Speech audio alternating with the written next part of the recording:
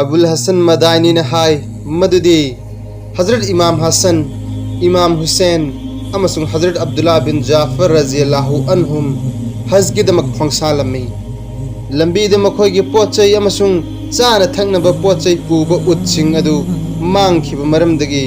मखोय खुदिमक आराम खौरांगना यामना वाना चलमी मखोयना assume चलिंगैदा दंबुरगी yum अमा थेंगनरमी युम अदुदे यामना अहल ओइरबी अमा लैरमी हजरत सिंह अदुना मंगोंदा हंगलमी अखोयना चाखि थखिब याब करिगुंबा खरा लैबिब्रा हनुबी अदुना लೈ हायना खुमलक मरमदगी मखोय पुमनमक उत्तगी कुमथरकलमी हनुबी अदुगी मयांग कंगलबी हमेंग अमोम अमखक लैरमी मदुदगी संगोम सुमलगा थकपीनब हाइजरमी मखोयना हमेंग अदुदगी संगोम सुमलगा खरा थकलब मतुंगदा हनुबी अदुदा अमुक हंगलमी चानबदी लೈ लाकप्रा हनुबी अदुना खुमलगी हमेंग असि खक्तनी लैजरिबा मसिबु नखोयगी मनुंगदगी कनागुंबा मन लेलबदी आई नखोयगी दमक थोंगबीरगे मेहमान सिंह अदुना हमेंग अदु लेलब मतुंगदा हनुबी अदुना थोंगबीरमी असुमना चारा थकलब मतुंगदा नुमिदांग वायरम चलमदाइदा हनुबी अदुदा मखोयना हायरमी अखोय हासिमी सागैगी मी ngaktani हौजिक्ति अखोय हज की दमक चटलिबनी करिगुंबा अखोयना तेक्ता कायदना मदीनादा अमुक हलकलबदी नहाक अखोयगी इनाकता सोयदनमक लाको नहाकी नतेंग असिगी लमल सोयदनमक सिंगनी मखोयदी मसी हायरम लगा चटख्रे नुमिदांग वायरम हनुबी अदुगी मपुरोइबा हलकलब मतुंगदा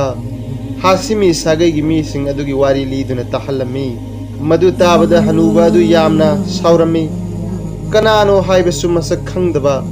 मिसक सिंग अदुगी दमक हमेंग अमखक लैबा अदु लेनथोकी मथोंग चादे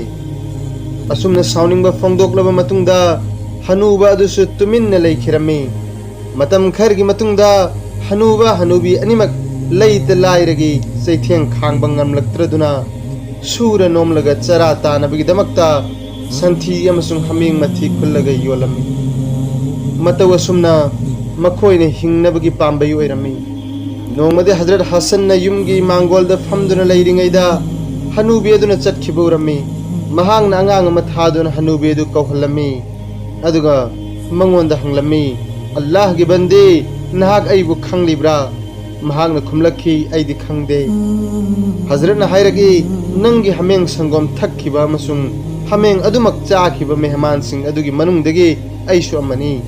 हनुबी अदुना हायरगी थौदोक अदुदा नहाक यावी हायबासी असेंगबरा हजरत हसन रज़ियल्लाहु अन्हुना असेंगबा मंगनी हायना खुमखी अदुगा महांगना सेबारोय सिंगदा हमेंग लिसिंग अमा हनुबी अदुगी दमक खुदक्ता लैरुनबा हुकुम तौरमी सेबारोय सिंग अदुना हुकुम अदुबु खुदक्ता थबक ओइना पांथोकलमी हमेंग लिसिंग अमा अदुगा लोइनना दिनार लिसिंग अमा सुपीरे मतुंगदा सेबारोय अमगा